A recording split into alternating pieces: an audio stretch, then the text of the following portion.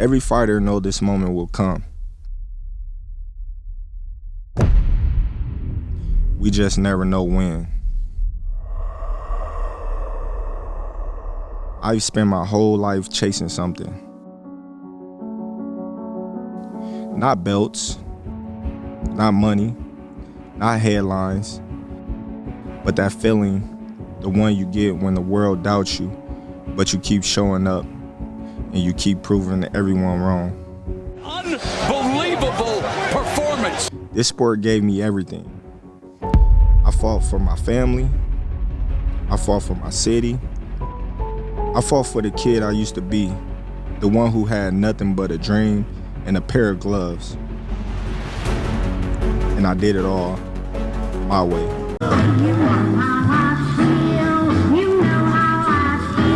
Hit Boxing Talk, back with another one, and it goes. So I'm sure y'all heard the news. I really wasn't even gonna talk about it. I'm just happy that the news is the news of what's happening right now in boxing. But the newer news is just dumb as fuck. But first, I'm gonna start off with the news in case y'all ain't heard. Terence Bud Crawford has retired. He's announced it. I don't know if it was Tuesday or Wednesday. I don't know, but he announced it. I think I found out about it on Wednesday, so I don't know if it was Wednesday for sure or whatever. It don't matter to me. Terence Bud Crawford has retired. 42-0, 5-division champion. I want to say either 3 or 4 division lineal ring magazine champion. 3-division undisputed champion. Had a hell of a long, like whatever with knockouts, especially at 47. He was knocking everybody out. I mean, I'm happy that he retired because not because I would love to see him fight again. I ain't gonna take that back. Like I wouldn't say that I wouldn't want to see him fight again, but at the same time, it's like there's nothing else to prove. Same to you, Usyk. That's a whole nother story. We're gonna wait to see what he does next, but I don't think there was nothing else to prove. 42-0 with all those accomplishments. Yeah, go on, be with your family. You got like 6, 7, 8 kids, and you got a kid from another woman or so. You know, that ain't none of my business. Hey, you do what you do. That's super personal shit, but be with your family. Create, continue to create things for your community, which just sounds like he's been doing. The community loves you. Ain't no reason to taking no more damage.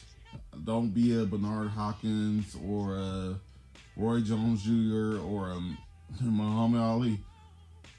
A Mike Tyson. Like, go ahead and take your victory and celebrate it outside the ring when it comes to boxing. You know what I'm saying? Because it's like, I wanted to see him become at least maybe a champion at 160, so it could make it 6 divisions that he's been a champion. But it's like, is it really worth it? Nothing's really happening at 160 anyways, to where you're like, oh yeah, I got a belt at 160. It's like nobody really cares about 160 right now because the fighters there are just. I mean, Johnny Beck would have been a good fight. That would have been a good fight if you could stop him or beat the shit out of him. That would have been great. I like Johnny Beck too. But it is what it is. But yeah, hey, I support the retirement. I support everything that you already know. I've been supporting Crawford since I think I found out about him after when he went to 140. I wasn't really familiar with him when he was at 135. I was not really familiar with him, but I heard of him. I just wasn't following him. Basically, that's all I'm trying to say. But at 140, when I heard him, he was just. I think the Gamboa fight is what got me like, oh, I keep hearing about the nigga, but I wasn't following until I heard about him. You know, I saw him in Gamboa fight, and I was like, oh no, this nigga real. So, and then from that point on, really, I kind of kept tabs on him, but I just didn't really start following him until he beat the shit out of Gamboa, and from that point on, I was like, oh yeah. And then he went on to become undisputed, and at 140, he went on to become undisputed again at 147 after beating Spence, who I was a fan of as well. I mean, I don't know what he's doing now, but I mean, I gave props to him. I saw him fight who was it, Bundle and a few people before he became champion. Mikey Garcia, when after he became champion, I watched the Kell Brook. I literally watched that live because I know that was during the Olympics, so that was a crazy thing for them to be headlining a fight on one of those days of the Olympics, and I think that fight did really good. So Errol Spence had a hell of a career himself. He's never announced his retirement, but I think he's done. I don't think there's nothing else for him to do. Like, he had a great career. He did have a great career. I wouldn't consider his career a Hall of Fame career because you only fought at one weight. You only fought at 147, and you just held on to belts that, I mean, you fought who they say are the best in Porter, Danny Garcia.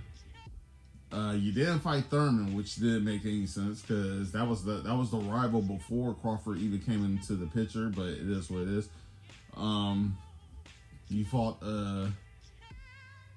what's that nigga name? The last nigga he fought before. Ugas. Yeah. Much respect to Ugas too, because he is a talented fighter, but I think that fight between them was a little sketchy. But it is what it is. Porter gave Errol Spence some work. Danny Garcia just didn't fight until the last round, so it was like that could have probably went all kind of different ways. But it is what it is. But Errol Spence, the problem with the Errol Spence and Crawford fight is that people were saying after Danny Garcia, this was after the accident. This was post-accident Errol Spence. Oh, yeah, he beat the shit out of... He went toe-to-toe with Sean Porter, and he beat the shit out of Danny Garcia. Oh, yeah, he's back. He's 100%, and all that stuff. And then Crawford goes in there and beats the shit out of him. And all of a sudden, oh, the accident, his eye, yeah. It's like, all right, cuz. Y'all doing that shit just because y'all just didn't want to see Errol Spence lose. But we've been telling y'all since 2015-16 that Terence Crawford is going to, whenever they meet, he's going to beat the shit out of Errol Spence. And I didn't even think it was going to be that bad when the fight actually happened. I was just like, he's going to beat him. I thought it would be a closer fight, but it seems like the later that Errol Spence and his team pushed it, the worse it was going. It's like, dude, you had a chance back in 2018, 2019 when you had a chance to make the fight before the accident, especially. Now everybody want to use, he was in the accident, bro. But y'all wasn't saying that when he beat Ugas or Garcia. But anyways, I'm not even trying to get into that kind of hurt. Look, Crawford did his thing. He went up to 154 after because Errol Spence didn't want to take the rematch at 147. That was his choice. Errol Spence kept Crawford on the sideline. He put him on the sideline, put him out of work for over a year, and that didn't make any sense. Because the winner of that fight between Earl and Terence had the ability to make the set down the foundation of the rematch.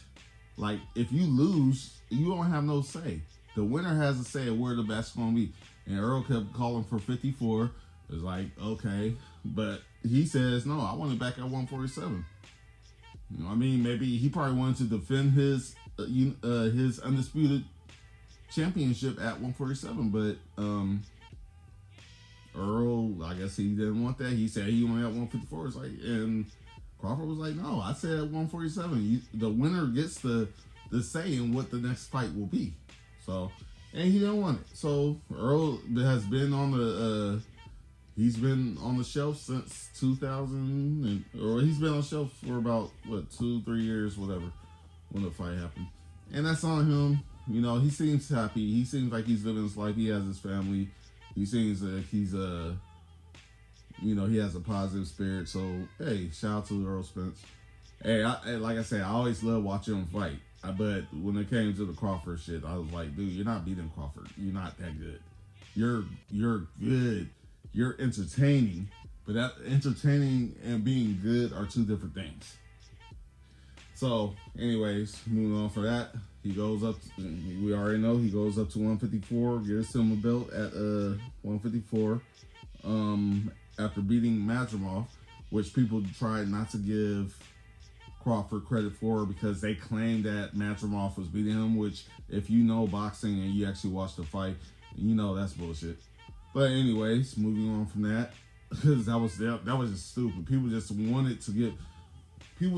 wanted to tear down Crawford at that point. After he beat Spence, people are like, oh yeah, you know, you took too much time off, and you know, he should have gave Earl Spence the rematch at 54. It's like, nigga, if he won the first fight, he could have got the fight at 154, but guess what? The winner dictated where the fight and how the fight was going to happen, and guess what?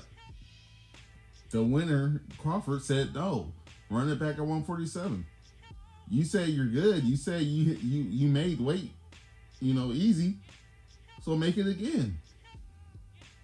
You know, it's like it was planned, but I look at it like this because Crawford seems like a very you know, he moves in a certain way, you know, and this is just what it is.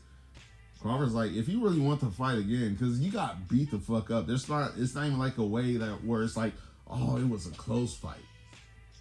You know, they can run that back and it might be different. It's like, no, Crawford beat you the fuck up. He was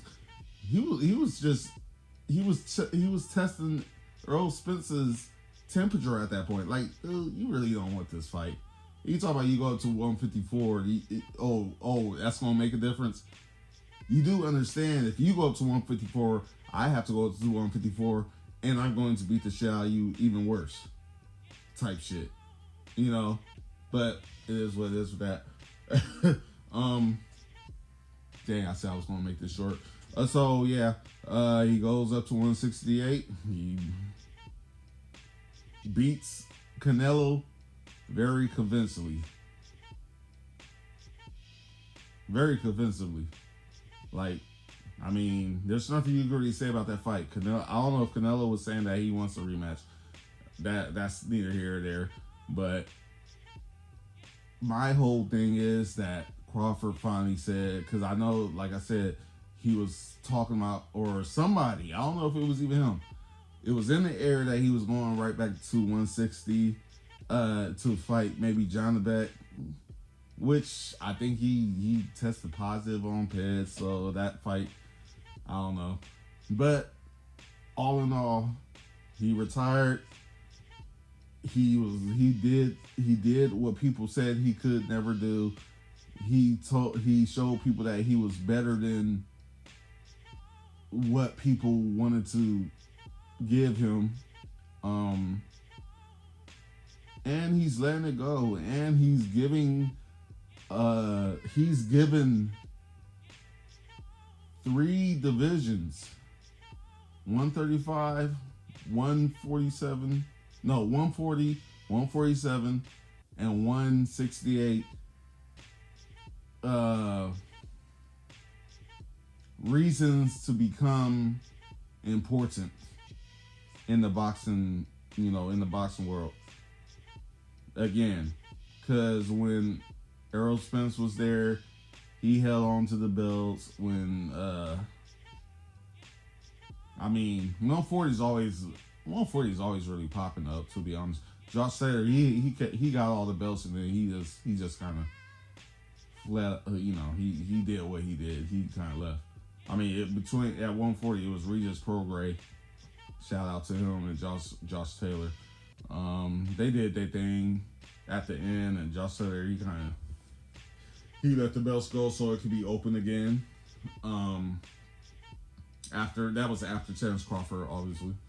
147 is open, but there's nothing going on at 147, which is sad, because I would think that would be one of the more, they call it the glamour weights. I don't know how they call. I think that's what it is, but one of the weight classes that people really look forward to, enjoy, or whatever. But there's nothing going on there. You got Ryan Garcia about to fight for a championship after losing. That shows you how stupid and corrupt and sad American boxing is. Yes, American boxing. Yes, American boxing. Anyways, so, but 147 is opened up. I wish Boots would have been able to stay down there and maybe do a little more and go undisputed, maybe, or at least get one more belt. But, he decided to go to 154. Now Boots and everybody's asking for Boots and Ortiz, and I don't think that's just going to happen. I don't think that's going to happen. And Boots saying that Crawford ducked him because he retired. Oh, and De La Hoya, bitch ass. He had his comments. Dude, you lost almost, if not every important fight that you really had. You was a great fighter. You didn't say no to a fight. You didn't duck nobody, but you lost damn near every big fight that you had. Every name that mattered beat you. So that's why I don't even take it serious. That's why I wanted to get into that, but I'm not getting into that on this shit. This is about, greatness. And De La Hoya, he claimed he took greatness. He was greatness. But you coming out of Crawford for what? That didn't even make sense. His little situation, his little comments that he made about Crawford retiring. Talk about Crawford didn't really do nothing. He only fought. It's like, okay, everybody said that, but yet Crawford has a room full of belts. So, I guess it's just how you interpret it. I guess, I don't know. However you look at it is how you look at it. As far as I'm concerned, he did some amazing things in his career, and now he's going out undefeated, 42-0. And he made people really understand who he was. Even if you liked it or not, he literally made statements. So, hey, shout out to Terence Crawford, Terence Bud Crawford. You know what I'm saying? One of my favorite fighters. He definitely goes down as one of my favorite fighters of all time, because I actually had the opportunity to witness what he did. And that's pretty much it. It's like, hey, now we on to the next. I'm looking towards what's Boots gonna do. I'm looking towards what there's so many names right now. Xander, what he's gonna do.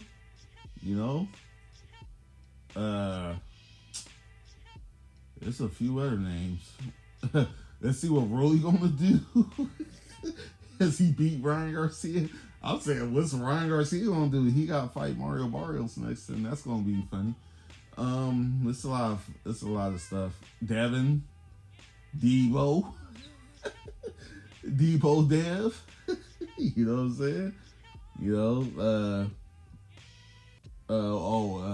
Muhammad Ali's grandson. What he gonna do? Yeah, I don't think that's going nowhere, but that's just me.